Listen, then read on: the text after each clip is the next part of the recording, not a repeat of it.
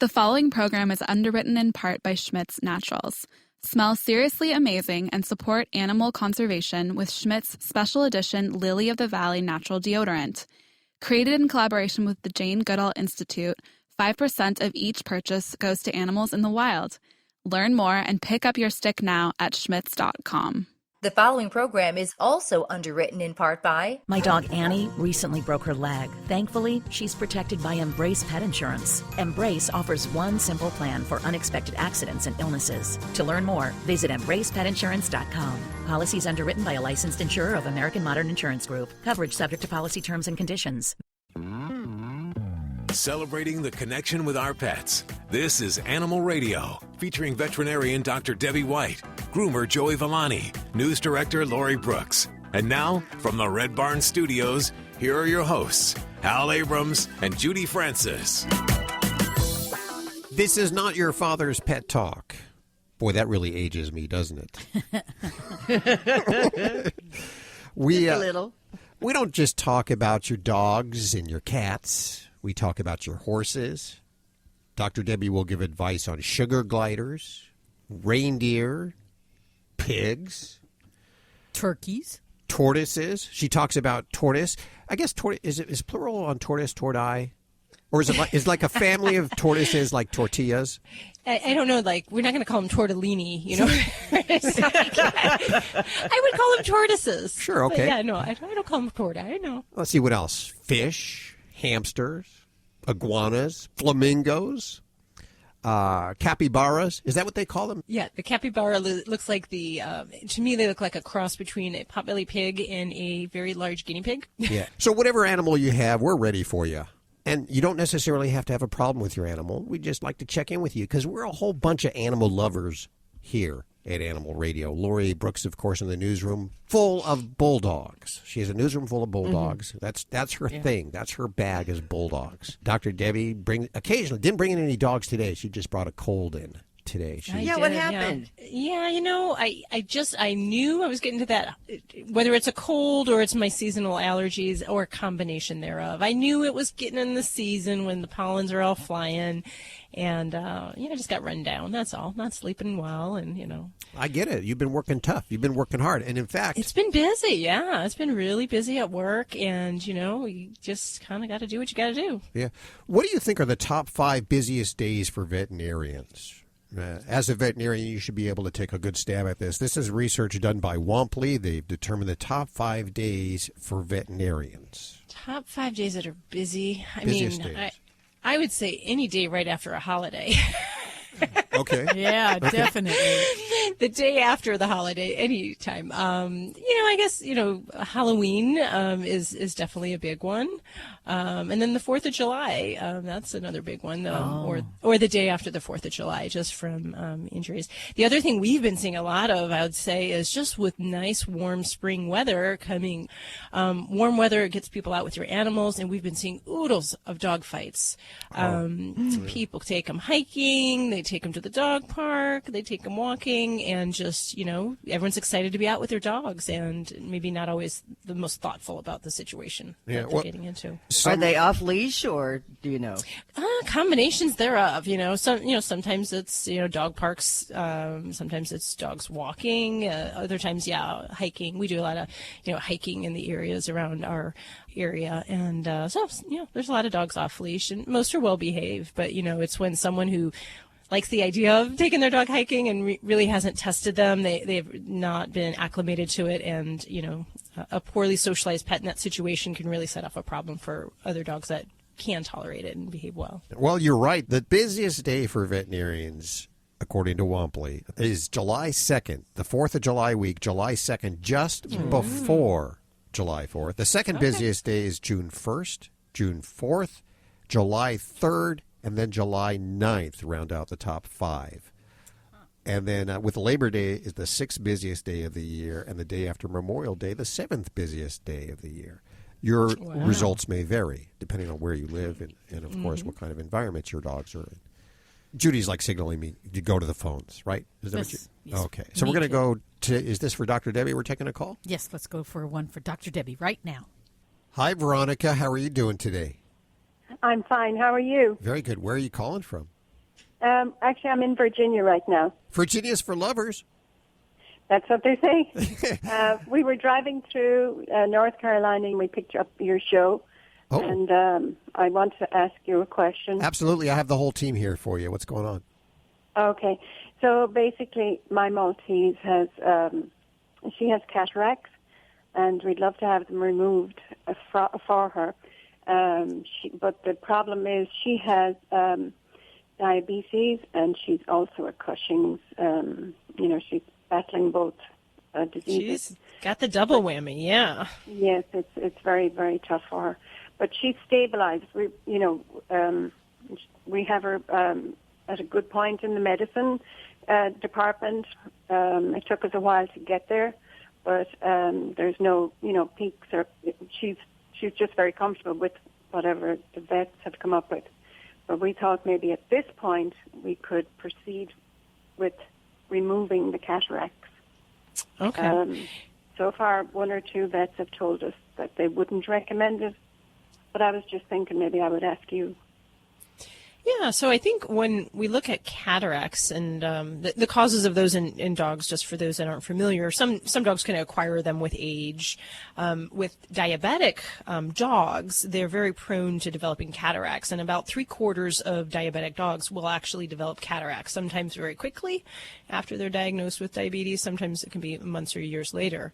Once we have established cataracts, we know that those cataracts leak out proteins that can cause problems in the eye, causing what we call uveitis, inflammation. That can also lead to things like glaucoma and other eye issues that can be problematic, especially in a pet that has a chronic condition like diabetes and Cushing's.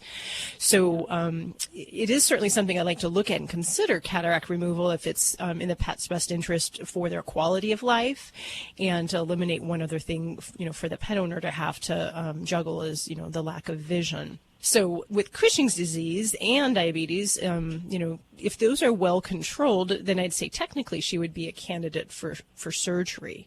But I'm not the veterinarian on the ground that is examining your pet, so I would have to say, I would value their hands-on opinion as to whether or not she was a good candidate for that. But in general, if those conditions are well controlled, then it would be something to consider. Her age, she's quite advanced in her age. 14 is certainly getting up there. And we always look at, something like a major eye surgery as, is this going to give us an improved quality of life for a meaningful period of her life? And that is something I think between you and an ophthalmologist to decide. I, too, would share maybe a bit of hesitation in a 14-year-old to say, let's do a cataract surgery just based on that age. And, if I had that crystal ball and could say she'd live till 16, then I'd say, gosh, that'd be well worth putting her through that and the investment in time. But if she doesn't live all that much longer, then, we would hate for that to be kind of, something we do at the very end of her lifespan. Have you had her evaluated at an ophthalmology office? No, I have not. I just took the direction from 2 vets. Well, 3 actually, in Spain, and now using the 4th. So, sure. They, going under, full anesthetic is not what they're recommending for her. But would there be an alternative solution to have them removed? Because I know when people have them removed, they just take some sedative and relaxes. They're relaxed under a sedative, and then the cataracts are removed. Would that be something that they would do for my dog? No, unfortunately not, because with people, we can be reasoned with and told how to kind of behave, even with a sedative on board.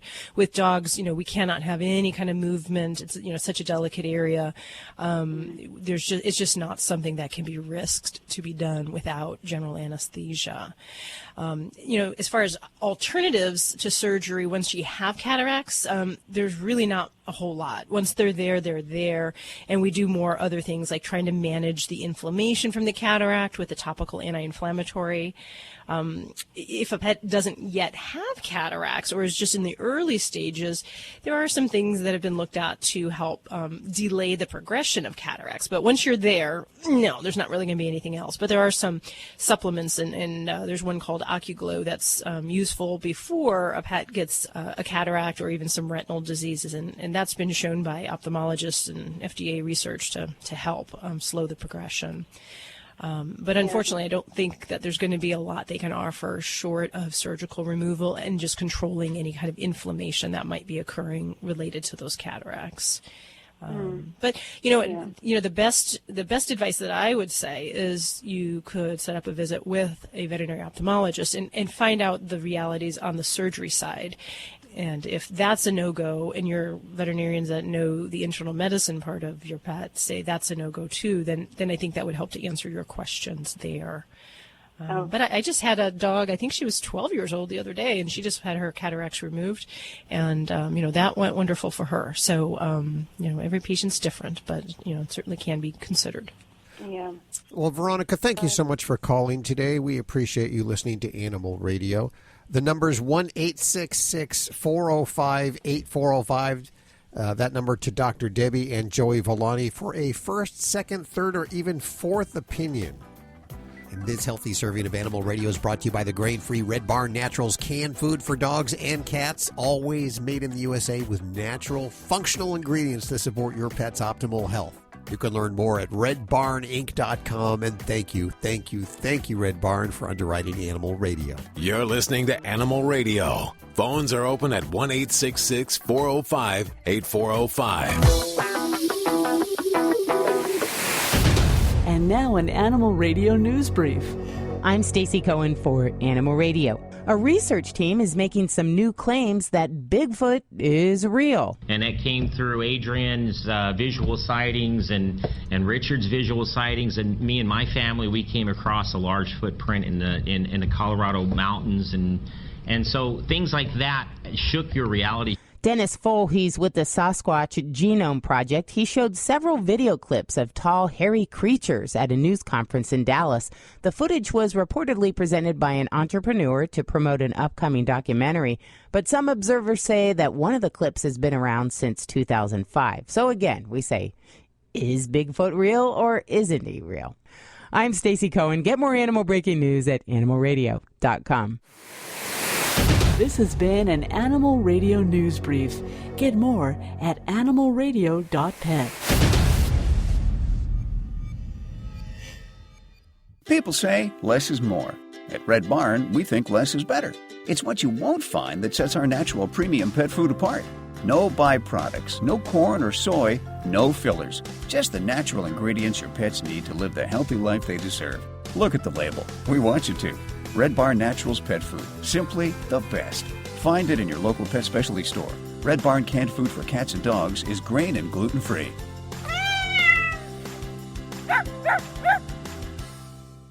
Hi, this is Jamie Farr, and you're listening to the Animal Radio Network. And remember to spay and neuter your pets. Live at the Red Barn Studios, you're listening to Animal Radio. Here's Hal and Judy.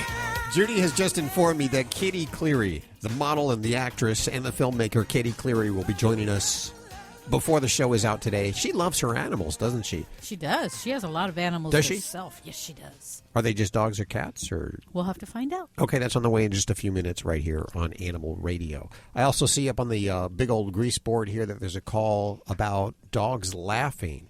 What is a grease board, by the way? It's this white board over here. The big white board, right? That one right there in front of you, that's called a grease board. I didn't know the name of it. I don't know why it's called a grease board. Because you use these grease pens on it? Grease markers. So we use like the little wipe-on markers. Right, a dry erase board. That's it. A dry erase. That's it. Okay. I'm picturing like chicken fat that you're like rubbing on this wall or something. Oh, yeah, then I can use it to feed the dogs afterwards as a treat. So, yeah. It doubles. Yes, it is does. double duty. Multifunctional studio here in Animal Radio. Okay. We got to go to the phones. Hopefully you'll save us. Lori's going to do a quick check of the news in about 10 minutes. What are you working on for this hour? Well, the one shot that you have to get, even if you're an anti-vaxxer, what shot do you need for your pet?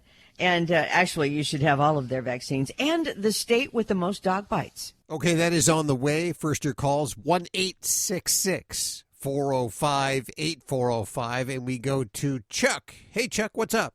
Well, we have an old English sheepdog. She's approximately 12 and a half years old. Mm-hmm. She's about 85, 90 pounds. Everything about her is great except her back hips. They're, I believe they're slowly deteriorating. Their legs go sideways everywhere, but it's the way they're supposed to. And they're weak. But yet, if we lift her, she can walk and do her stuff and everything like that. And we do have her on tri-buffered aspirin, one in the morning, afternoon, and night. And then we have her on, I believe it's pronounced Cosequin, Cosequin.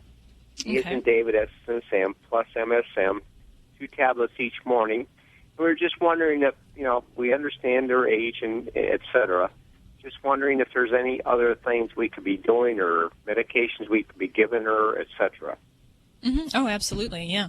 Now, I will tell you that aspirin isn't my favorite for dogs just because it has been shown pretty much even at normal everyday doses to cause little ulcers in the stomach, even if a pet doesn't get sick from it. So there are some good prescription products that I would substitute for that just because they have less tendency for some of that tummy upset issues.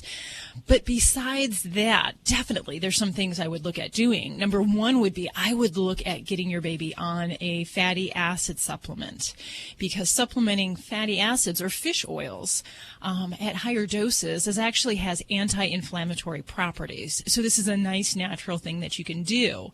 I do like to look at the dosage of the fish oils, not just the total, how many grams of fish oil. So different kinds of fish have different kinds of quantities of the different fatty acids. So you might talk to your veterinarian, but we do base this off of the components, the EPA and the DHA that are in the fish oil, and that's how we kind of calculate the dosage. So you want to be a little bit more scientific than just throwing a fish oil tablet at you. But I would imagine about 1,000, almost 2,000 milligrams of EPA and DHA a day would be appropriate for your dog. So definitely, I would add that in without a heartbeat.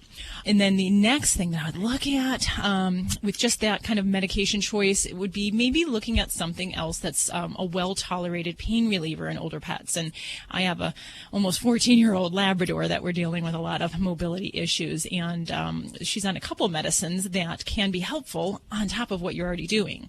And one of them is a drug called Tramadol. And it's a pain medicine, and it's in the opioid type family, but kind of on the lower end, so we don't really get gorped out dogs on this medicine. And that's one thing that you can add in a couple times a day, and that can add another kind of boost into her comfort.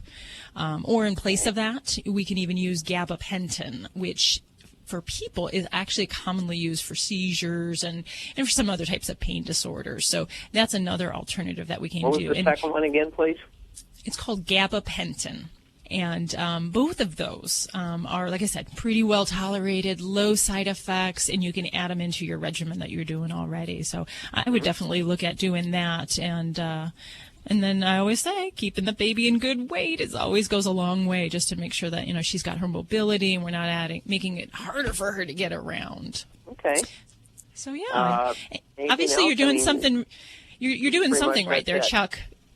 Well, I mean, you've got her at 12 years of age, so yeah. I think you've done a lot for her to get to that point. And the reality is, with a lot of the sheepdogs, is that yes, they do have problems with the hips, but they can even have problems with their lower spine. So some of the spinal issues may not be necessarily pain responsive type things, but still, I would give all of this a good try, and then really just be watchful for, her mobility, her ability to do her daily things, potty in, getting around.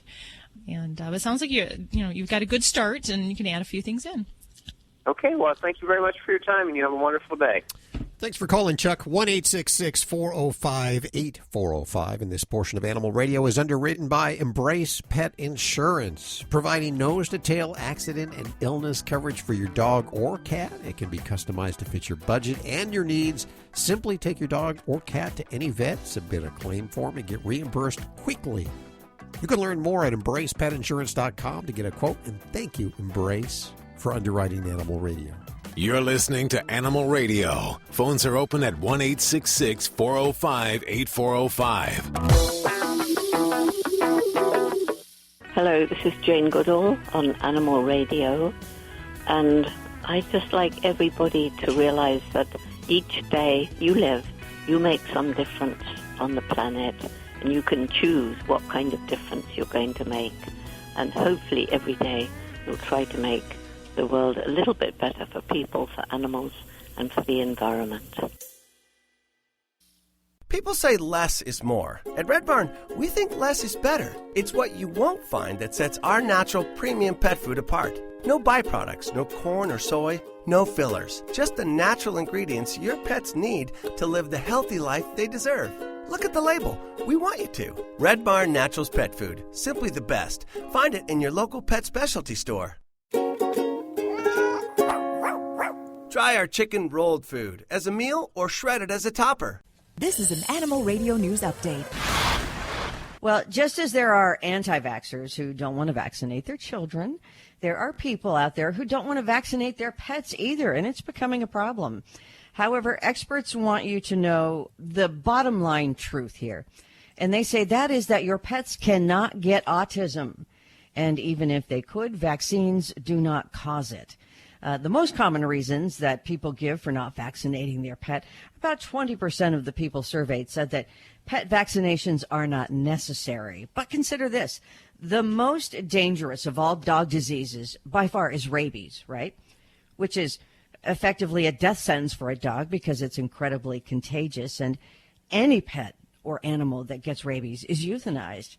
For some, though, vaccines, other than the rabies vaccine, of course, tighter testing might be appropriate to determine if a vaccine can be skipped or maybe delayed. And some vets are willing to administer vaccines, except not including the rabies vaccine. Some vets will administer them in small doses, say a fifth of a vaccine dose given weekly over 5 weeks. But if you have a small dog, don't think that they can receive less amount of the vaccine than a larger dog would. As the experts point out, it is not a weight versus dose question. It's like humans, because when you go to the doctor, your small child and you both get the same amount of vaccine. Yeah, that's a great point, Lori. It is. And, I actually will refuse to give a fractional dose on a vaccine because they are not labeled efficacious at giving half or a third of the dose. And how are we going to know if your pet is truly protected or not? You've just gotten a false sense you vaccinated a pet for a disease that we may not protect them against, and they still can get a reaction. So it's not like, we're eliminating adverse events. Couldn't they get that vaccine-induced sarcoma? And if you did it 5 times, wouldn't that increase the odds of that? That's a good point. And in cats, they're a little different. Any type of an injection can potentially cause an injection site sarcoma.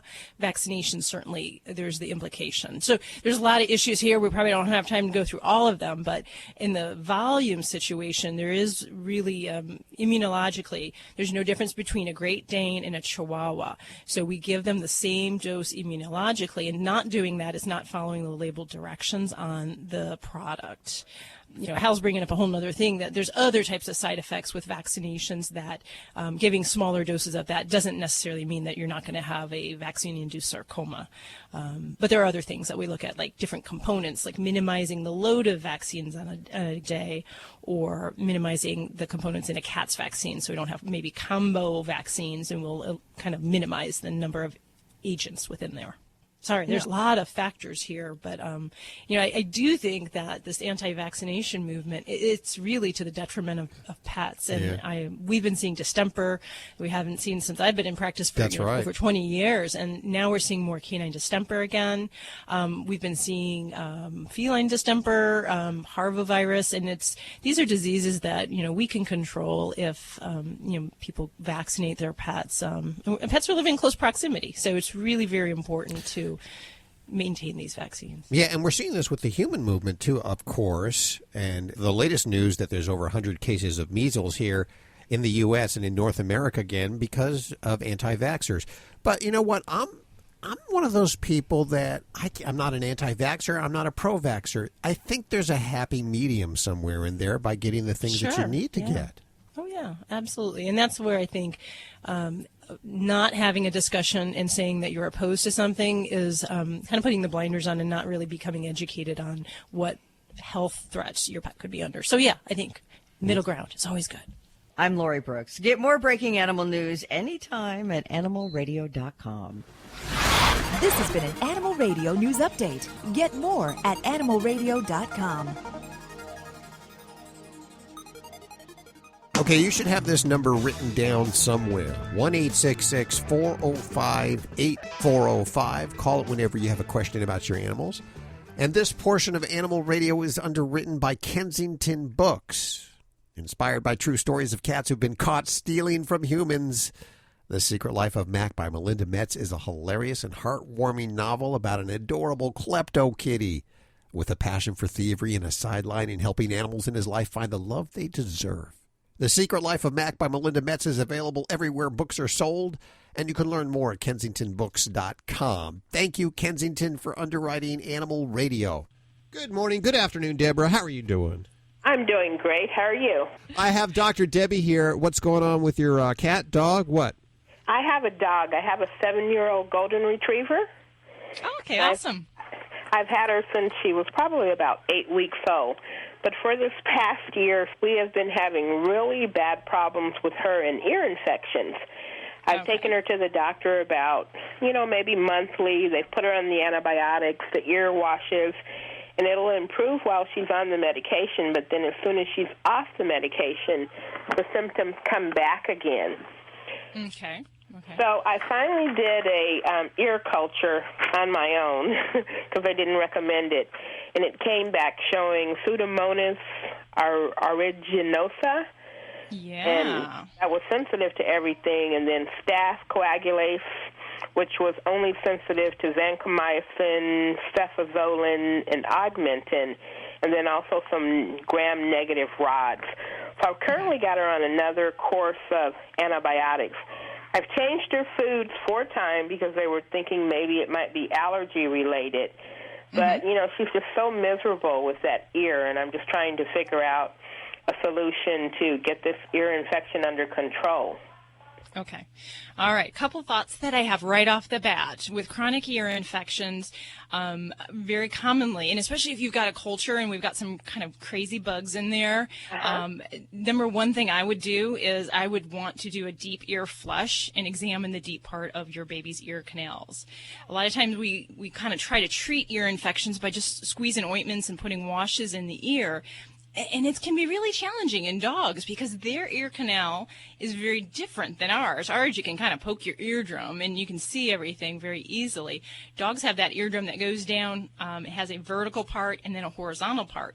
And you can't get down to the eardrum very well. So when we have a pet under anesthesia, it allows us to get all the garbage out, examine the eardrum, because in some cases we can actually have infection trapped down by the eardrum or even behind the eardrum. So doing a deep ear culture and flush would be important. So that would be one thing as far as a step up of being more aggressive rather than just treating the outer part of the ear. Let's get down to the nitty-gritty inside that ear. Make sure we're cleaning as best we can. That makes your home care more effective because you can apply things more directly to the ear canal. You don't have all this other garbage in the way. So that's one thought. And then definitely, I'm glad you cultured, and I would like to see that being done just to even measure how well this ear is controlling. Because I've had dogs where they'll shift their population. So we may have completely, say, maybe a yeast infection, and then it can shift completely to a bacterial infection or to a more resistant organism. So that is also important. And then making sure we're using, other avenues. So orals plus topicals for me are very important. So I'd like to make sure we're tackling all bases there. Oh, okay. And let's see, in a retriever, I like the idea of a food allergy, making sure we're going with hypoallergenic diets, because that can really make a big difference for these guys. And I see a ton of retrievers that their number one sign of food allergies are chronic recurrent ear infections. So, might be a matter of just looking at making sure we're using truly a hypoallergenic diet. So either a hydrolyzed protein diet or what we call a novel protein diet. So not so simple as just saying I'm going to switch brands. We want to make sure we're sticking with those routes, and kind of a lengthy conversation about which different diets, but you can talk to your veterinarian about different foods that are in both those groups that might be options for you. What groups did you say again? One is called Hydrolyzed? Hydrolyzed protein diets, and that's basically where the proteins are still there. Say maybe it's a chicken-based diet, but the proteins go through a processing so that they're kind of sneak by the immune receptors in the gut, so they don't cause the immune effects in the body. And then the novel protein diets are the other group, and that's where we look at kind of exotic things like used to be lamb and rice used to be exotic in the 80s. Now we look at things like duck, venison, even kangaroo, foods that the pet hasn't seen and their digestive tract hasn't seen, so it's kind of novel to them, and maybe less likely for a dietary reaction. And do that for maybe 6-8 weeks, and then we hope to see an improvement with some of those signs. And then the final thing that I'd say would be the homework, if they haven't talked to you about, would be maybe seeing about screening her thyroid level, because that's another ongoing condition that we can commonly see ear infections kind of tag along.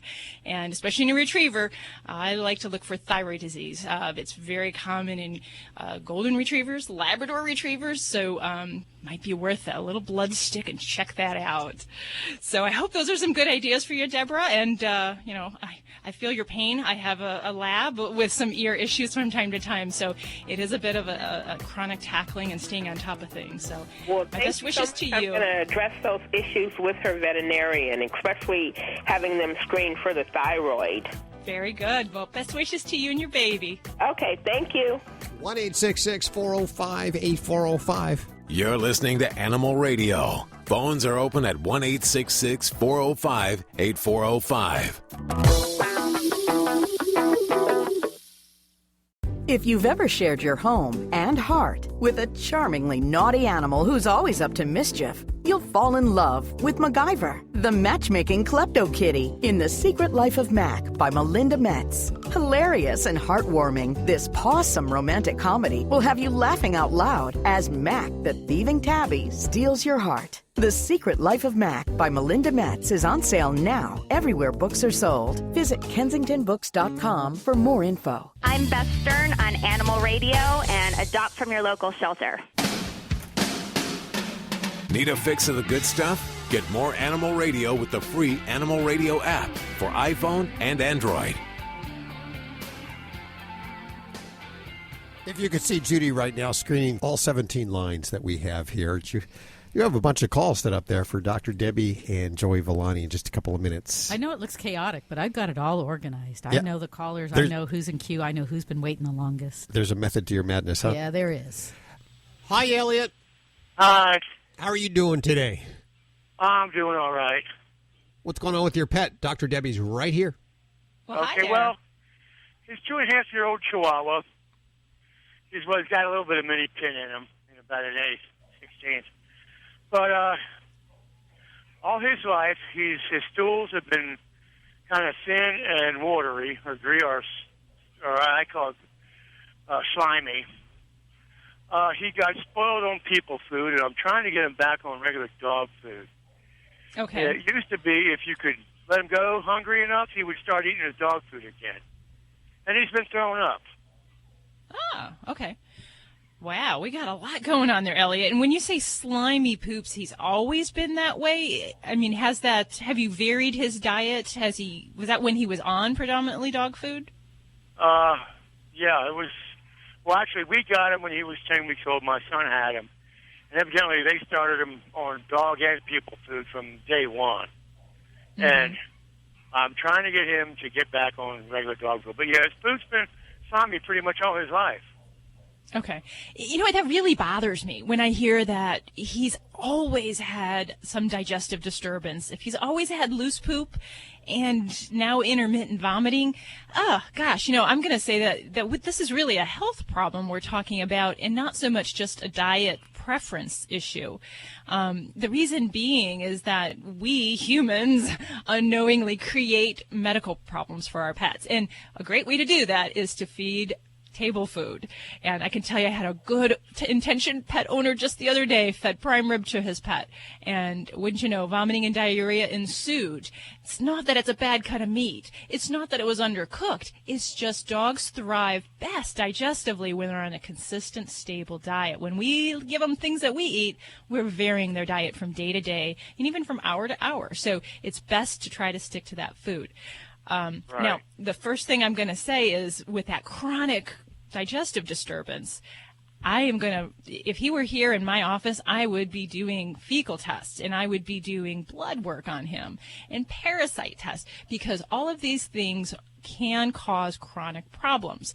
And if we're not addressing that, all of my recommendations for trying to get him to eat a certain food are just going to be as worthless as a piece of paper. So that's very important. And if you haven't already done a good examination and concern with your veterinarian, I'm going to recommend that. And come armed with poop sample in hand to your veterinary visit for a concern like this. It helps tremendously to have that poop information up front and visible for the veterinarian to look at.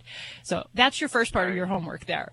I'm a truck driver. I'm over the road. I'm going to have to try and get home or find a vet somewhere out here on the road. Yes, absolutely. I'm worried about it. I need my little baby.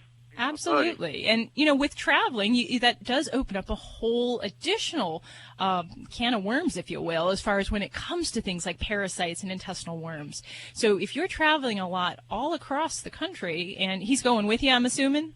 Yes. Okay, so, this fella, more than any other dog, a traveling pet needs to be on regular heartworm preventative and regular deworming for internal parasites. If you're not already on that too will kind of give you extra weight that get him to the veterinarian, because we need to be doing that for his health and preventative care. He's due for another heartworm pill, and I haven't dewormed him in a while. I guess I should start doing that before I get to it. Absolutely. Now, and then I guess if we could fast forward and say his health is good, and we're just looking at how do we get a picky eater to eat, there's a lot of tips there, and it's hard if us humans complicate the situation by feeding from the table or feeding treats. So some general strategies are to set the food down, keep it down for about 15 minutes, 20 minutes, and then to remove it. For a picky eater, that would be very important to set a mealtime strategy and get the pet in the mindset that this is when food is offered and this is when it goes away. If he knows an hour later you're going to give him something off of your plate, he's going to hold out for that. And dogs will go 3 days or more without eating, just with the battle of wills. And you have to kind of design your line in the sand. For everyone, it's different. For me, it's 3 days. And that's how long I will go without a pet eating, barring that they're in good health and everything else is fine. And, if you stick to that tough love, you can do it. Now, the other things you can do would be to increase the dog's exercise. More exercise and more calories you burn, the more you're going to eat. Unfortunately, it is true, and all of us people trying to lose weight, that you don't want to hear that, but it does rev your metabolism. So getting some daily exercise is important. And then setting up some structure to the feeding time. So we're going to talk about setting the time, but also certain bowls. Some pets prefer plates. Some prefer bowls. Some just like to eat off of a dog mat. So you have to find what is best for your dog, what they like, and to really reward the eating behavior.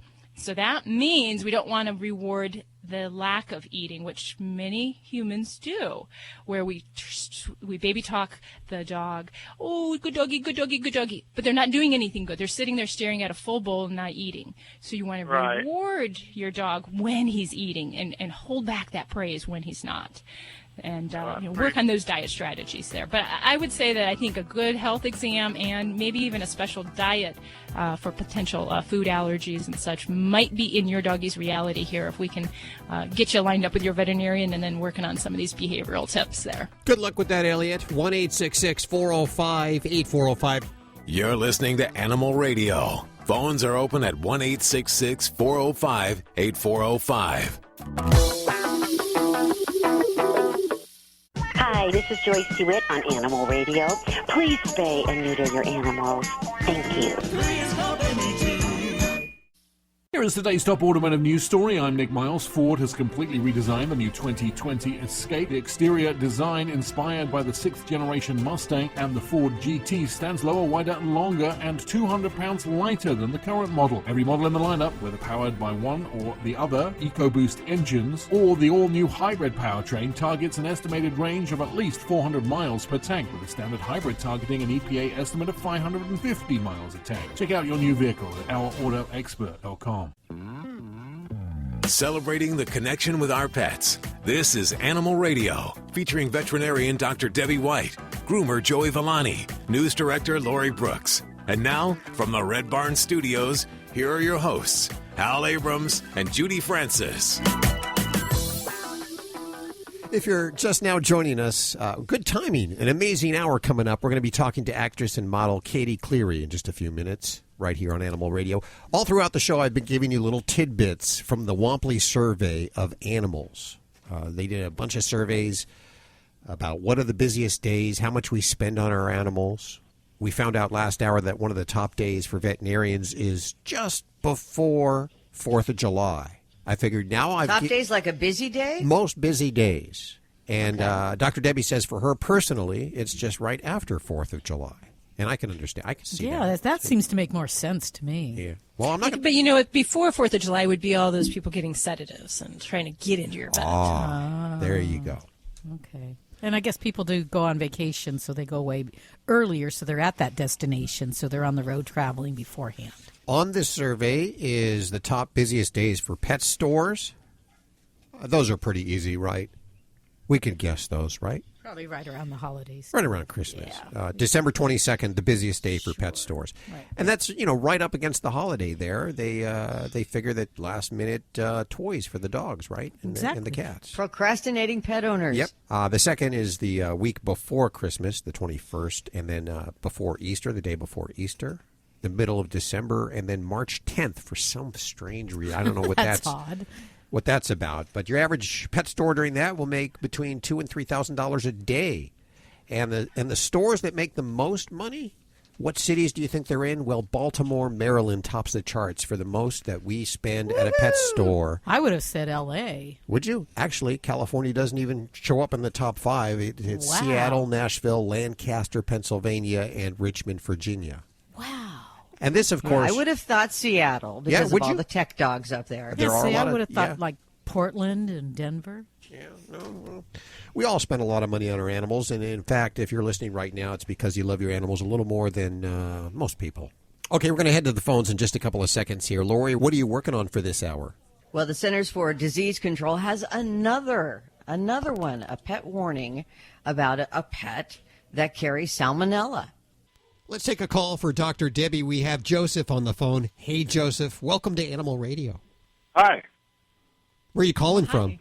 I'm in Cottonwood, California right now. I'm a truck driver. Truck driver. Okay. Well, drive carefully, please. What's going on? No, I'm parked. But good. I have a Jack Russell, and he's had a couple times in the last few weeks where he's gotten up and he started shaking, and he kind of, I guess last night my wife said he fell over and couldn't get back up, and then it just went away after a minute or so, and he was fine.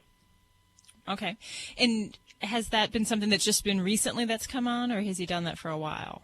No, this is the first time this happened was on New Year's Eve, and then it happened again the other night. So twice, and it's the first time we've ever noticed this. Okay, and what does he do when he has this? Does he actually lose any control of his urine? Does he defecate, or does he just kind of fall over? Well, the first time he didn't fall over. Second time my wife said he did, but no, he doesn't. Nothing like that. No, he just kind of loses his balance and he's like shaky. Okay, and any kind of association to what he's doing right prior to this? Is he eating, sleeping, playing, doing anything unusual right before the episodes? Well, the first time he was in his bed, my daughter said he kind of jumped up out of his bed right before it happened. And the second time, I think my wife said he was over by his bed. So he might have been sleeping both times. Okay. And, at this point, I'd say we may have a challenge determining exactly what is causing the episodes, but there's basically a couple main things. Number one would be that we could be actually having a form of a seizure disorder, because not every seizure looks like that typical epileptic seizure that you may be familiar with.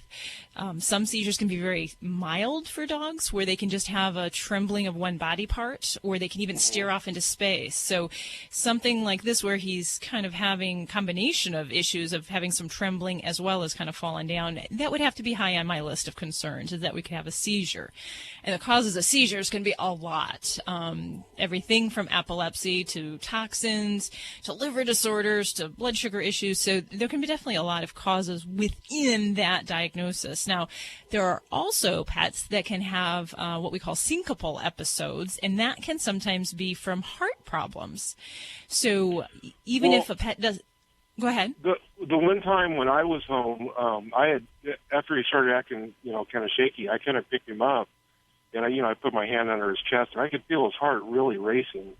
Mm-hmm. It was really pounding, so it was like he was scared or something. Sure.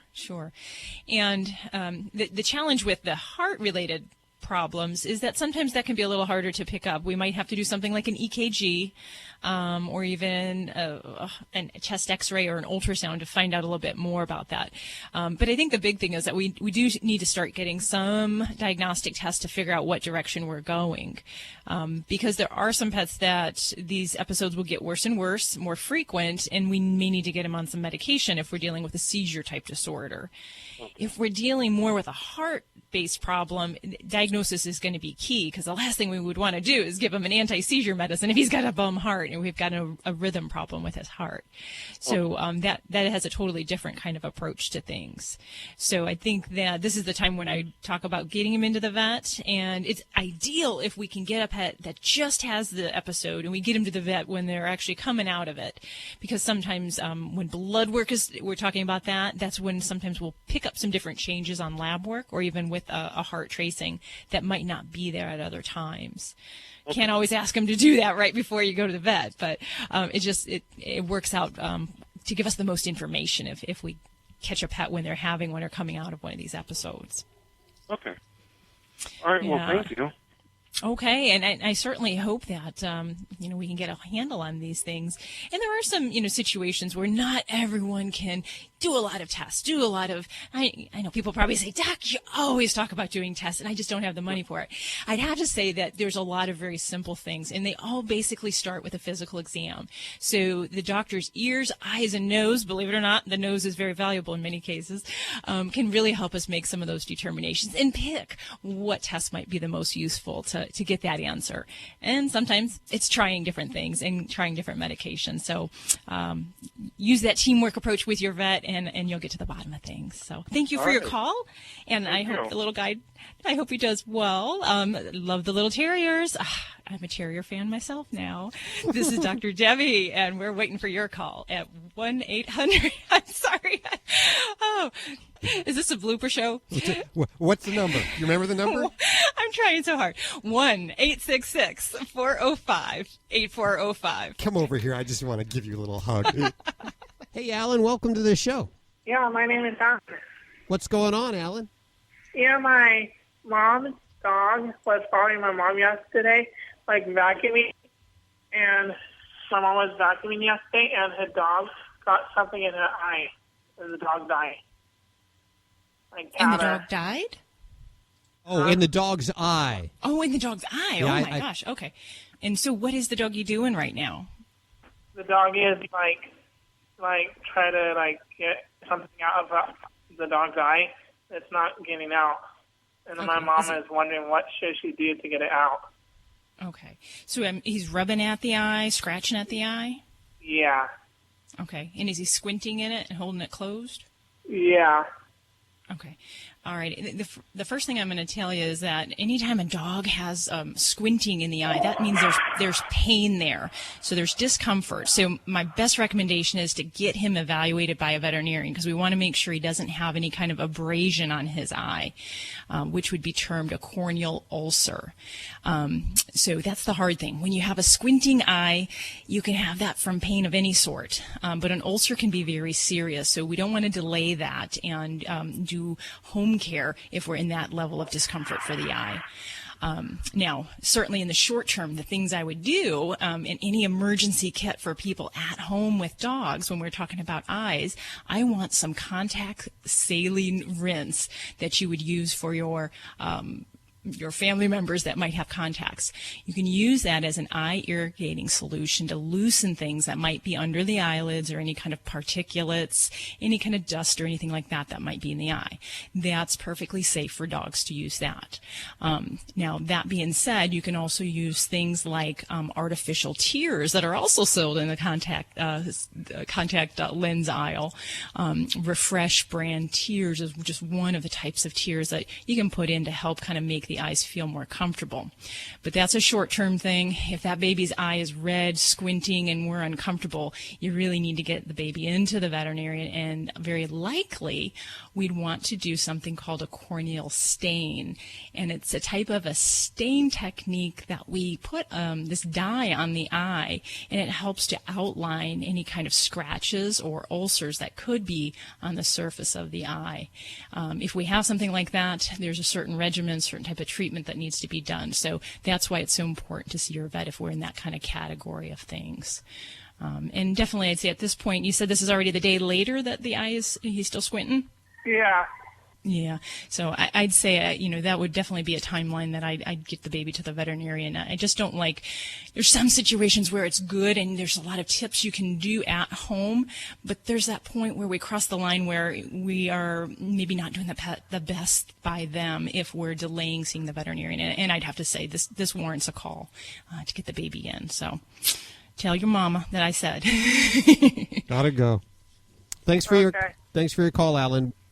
This portion of Animal Radio is underwritten in part by Critter Cops. I love these guys. There's a new way to find lost pets, and it's becoming pretty popular all over the USA. It's Critter Cops. You'll get huge media blasts to thousands of people about your lost pet. They also offer specialized services for stolen pets. Check out the new way to find lost pets and increase your chances of a reunion. Visit crittercops.net. crittercops.net, and thanks Critter Cops for underwriting Animal Radio. You're listening to Animal Radio. Phones are open at 1-866-405-8405.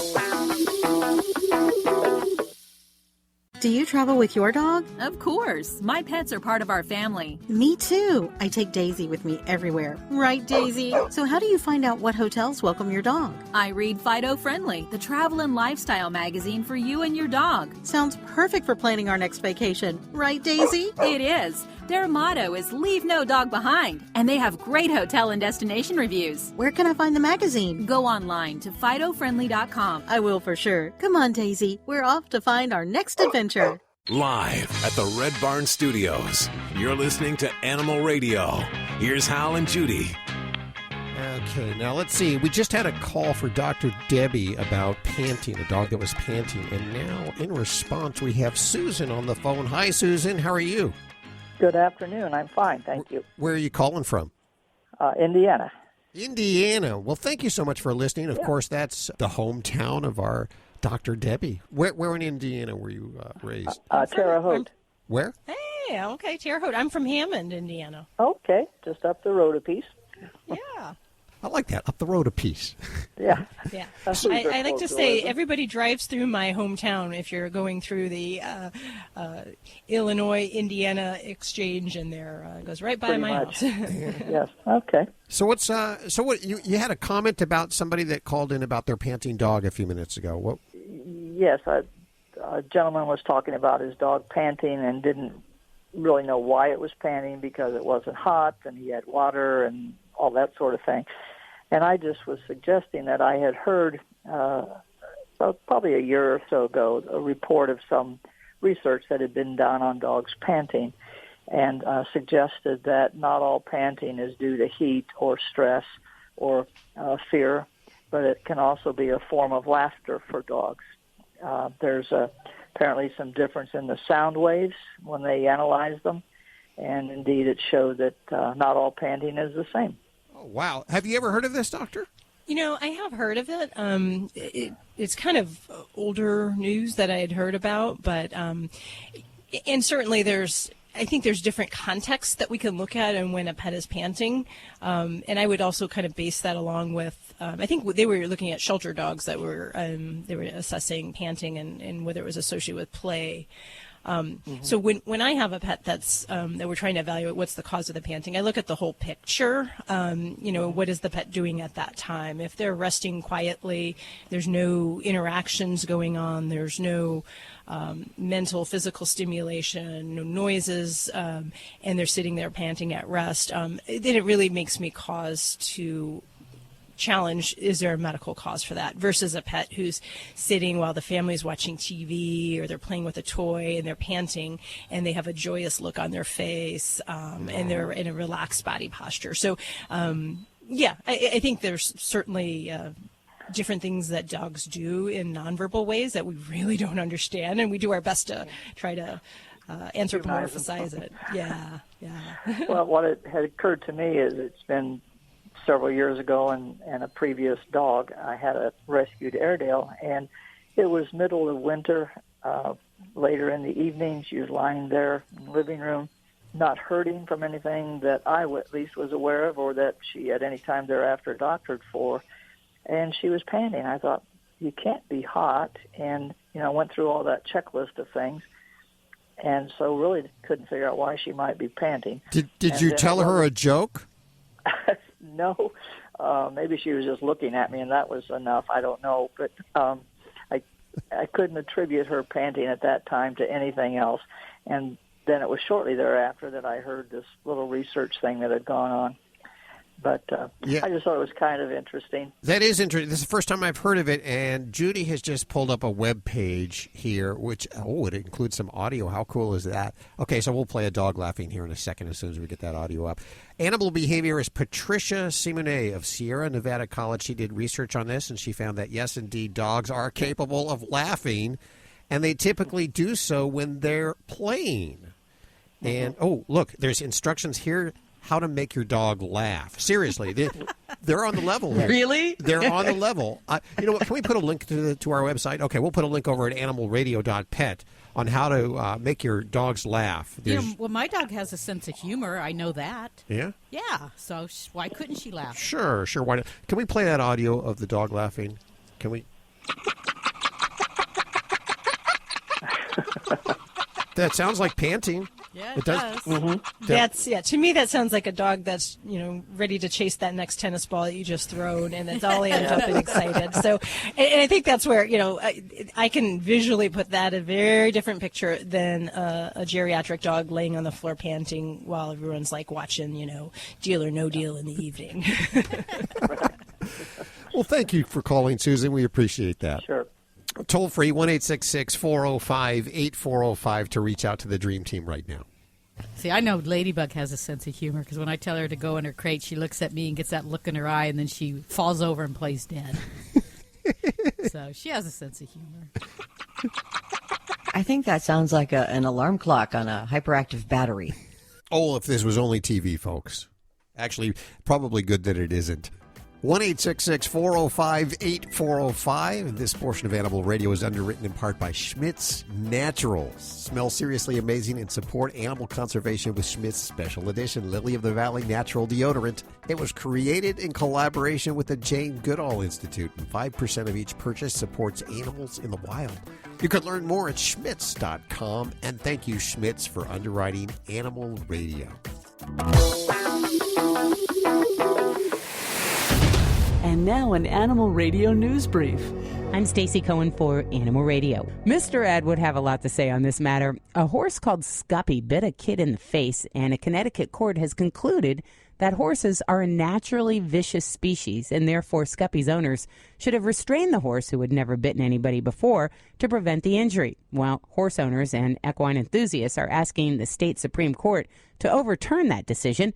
Classifying horses as vicious would make owning the animals uninsurable, and it would jeopardize the state's profitable horse industry. You know what? Horses are so far from vicious. They're scared of even a fly. I know my horse is scared of, like, cats. As soon as it sees this cat, she jumps sideways 500 feet. And it scares me. They're probably going to overturn that, I think. Get more animal breaking news at animalradio.com. This has been an Animal Radio News Brief. Get more at animalradio.pet.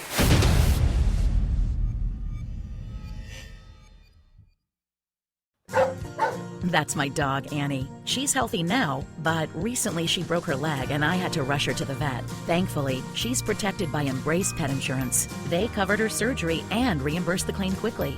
Embrace offers one simple plan for unexpected accidents and illnesses that you can personalize to fit your budget. To learn more, visit EmbracePetInsurance.com to get a free quote. Policies underwritten by a licensed insurer of American Modern Insurance Group. Coverage subject to policy terms and conditions. Visit EmbracePetInsurance.com for coverage details. This is an Animal Radio News Update. And I'm Lori Brooks. The Centers for Disease Control has once again issued a warning that recent cases of salmonella have been linked to pet hedgehogs, which have gained a lot of popularity.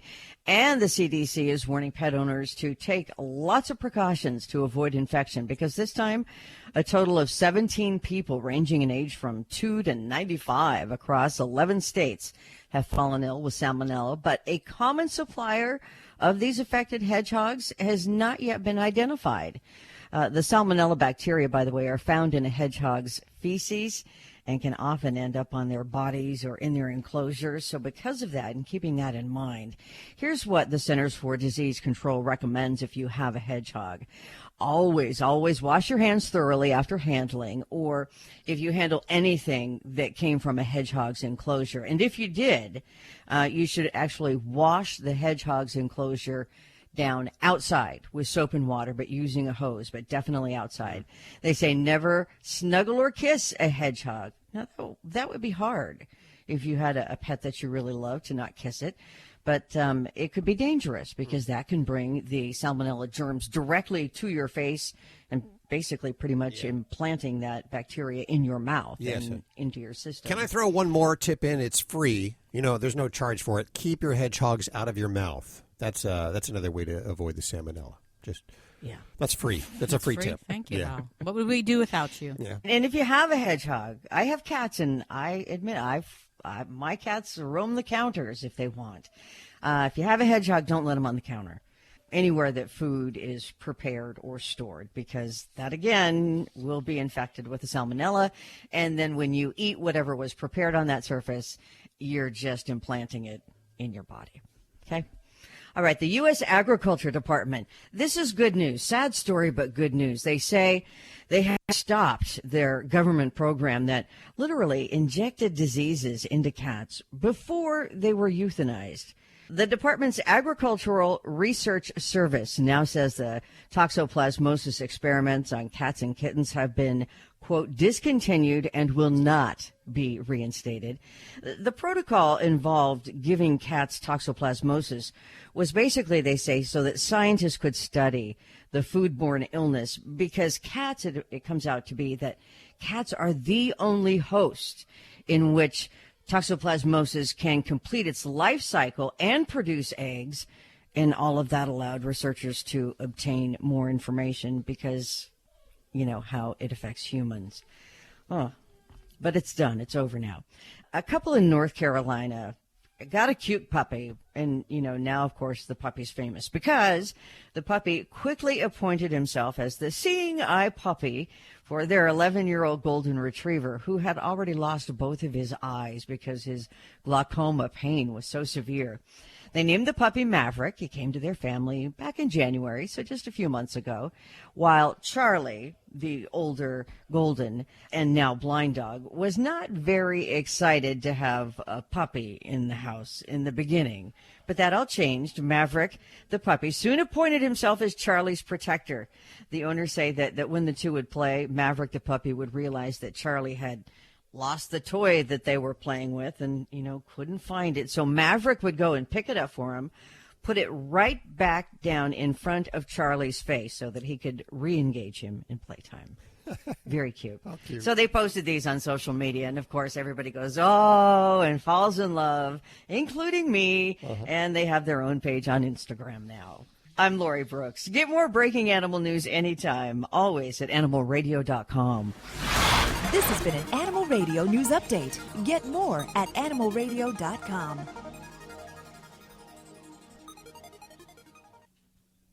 Need a fix of the good stuff? Get more Animal Radio with the free Animal Radio app for iPhone and Android. Okay, we'll head back to the phones in just a couple of seconds here at 1-866-405-8405. During the commercial break, we were telling Ladybug all kinds of jokes just to try to get her to laugh. And I think we need to go through the instructions here that we have for making them laugh because they are very real. We'll post them at the website if you want to try to make your dog laugh. Are they detailed? Wait, you got to laugh first, apparently. Oh, okay. You know what? I'm not going to argue with science here. I'm just going to post it over at the website, and you try it home. In fact, if you get your dogs to laugh, call us, especially if when they're laughing. Yeah, well, videotape it. Videotape. There you go. Audio and video on it. Pull out your phone immediately when your dog is laughing. Yes. And send it to us, okay? Your voice at animalradio.com. I can see my dog is going to actually do an eye roll if I do all of these antics. And I'll get that on video of my dog's going, oh, forget it, Ma. Joining us right now is Katie Cleary. She is an amazing model. You've seen her on America's Next Top Model in the first season. Not only beauty, but brains, too. She's graduated college with a bachelor's degree in business and marketing. She landed a role in Deal or No Deal, and a resume, a CV that goes on for days. But her main passion is advocating for animal welfare issues, and she joins us right now. Hi, Katie. How are you doing? Hi. How are you guys? Very good. Do you have a dog? Oh, I've got 12 animals. I've got 9 cats and 3 dogs. Holy wow. Have you ever seen your dogs or cats laugh before? Oh, yes. Oh, my God. They laugh at me all the time. They're so funny. They really are. Especially Charlie, my first dog. He just looks at me, kind of does the head tilt, and it's like, what are you doing? They're hysterical. They really are. Well, I would imagine with so many animals that you're constantly cleaning up. Oh, it's literally like 3 hours a day. I spend about like an hour and a half in the morning, hour and a half at night. So the kitty litter, you name it. I mean, literally everything. It's, They're not the cleanliest animals, but it's worth it. Oh, so worth it. So worth it. Yeah, it's worth it. Do you have a partner or a spouse? You know what? Not right now, but you never know. I was going to ask. I wasn't inquiring. I'm a married man, but I was inquiring to see what they thought of your menagerie of animals. Oh, I guess. My gosh. Well, a lot of my friends are like, wow, 12 animals, that's a lot. But yeah, I do have people helping me, so which is great. My foundation and everything, they all, come by and, watch the cats and the dogs and walk them and, they really do a great job. So, yeah.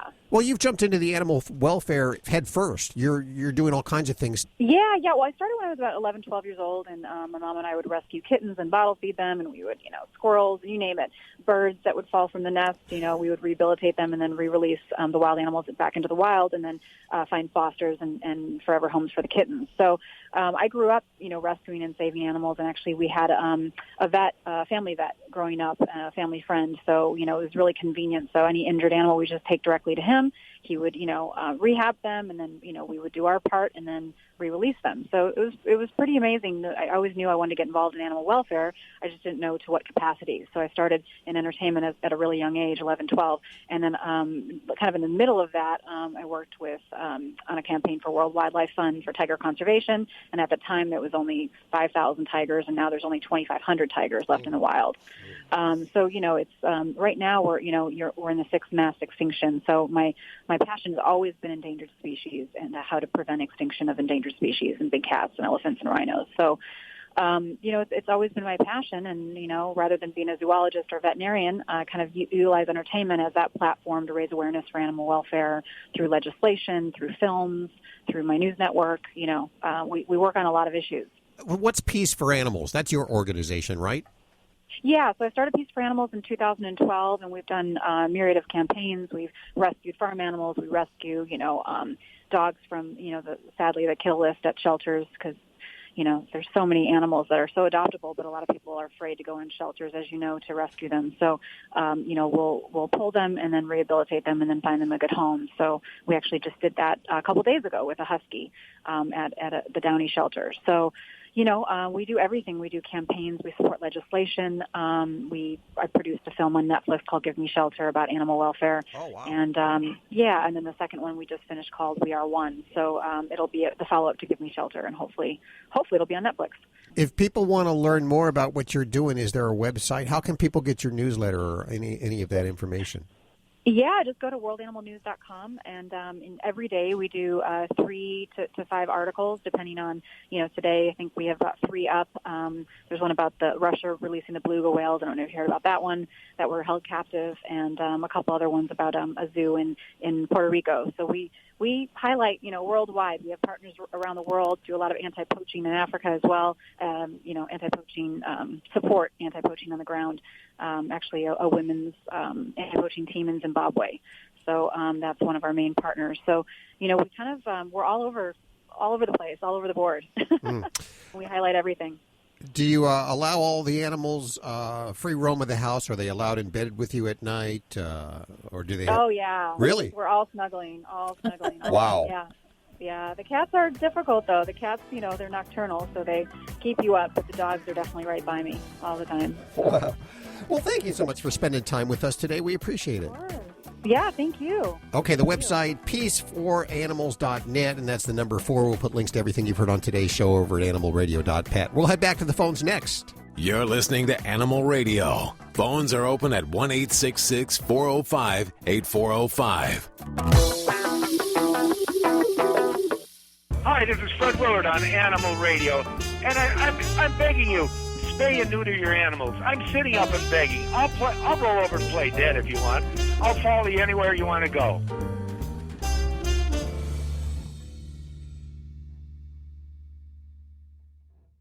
Here is today's top automotive news story. I'm Nick Miles. Dealers had to relinquish their phones before seeing an early build of a 2-door Bronco and being told that a 4-door version would also be offered. The off-road lineup includes 2- and 4-door Broncos, the Baby Bronco, and a new unibody pickup. According to sources with insight on Ford's product plans, the Bronco will be available in late 2020 as soon as 3 months after the Baby Bronco. The pickup is expected in 2021. To see your new car, go to ourautoexpert.com. Check out Animal Radio highlights. All the good stuff without the blah, blah, blah. Browse on over to animalradio.pet. Oh, how cool is that? You can get Dr. Debbie's advice today without getting the cold she has because you'll be on the phone with her hundreds of miles away. And all of us in the studio will be sick next week. You poor girl. You're around a lot of people, but you got a little head cold today. Is that what's happening? Yeah, just a little cold / combo of allergies. So, I feel like one of those poor kitties that comes into my office with a congested nose and is can't breathe. And we're all sitting there going, oh, yeah, they can't eat because they can't smell. Well, yeah, I can agree to that. Nothing tastes good because when you can't breathe, you can't smell. So it really helps me better understand, dogs and cats when they have a lot of congestion and how they just don't want to eat. That never stopped me. Yeah. Well, could you please wear this mask for the rest of the show? Is that okay? Yeah, I will be considerate. And I have little Lysol wipes, so that's fine. I'm not offended. Thank you so much. I love that about you. She's very considerate. She's a giver. Yeah. She really is. Which is that the hotline? Is that the hotline right now is ringing? Oh, the boss is calling. Holy moly, we've done something wrong, I think. Okay, we better go to the other phone line. Hi, Maureen. Hi there, how are you? Very good. Where are you calling from today? Reading, Pennsylvania. Love Reading, WEEU, our affiliate there. Yes, that's correct. I have Dr. Debbie right here. Come on over, Dr. Debbie. Hi, Dr. Debbie. I'm calling because I have a new rescue pup, and I even have what they call the break fast bowl, and she just chows down this food, and it's small kibbles like you would not believe. And I'm wondering what I can do to stop that, because I'm afraid it's not good for her, and I'm afraid she's going to get. I think I'm trying to think of the terminology when a dog ingests food and they don't chew it well. We do worry about bloat if a pet eats really fast and gorges That's the right word, yes. Yeah. Yes. Now, is she currently having any health problems with it, or you're just being cautious and being proactive?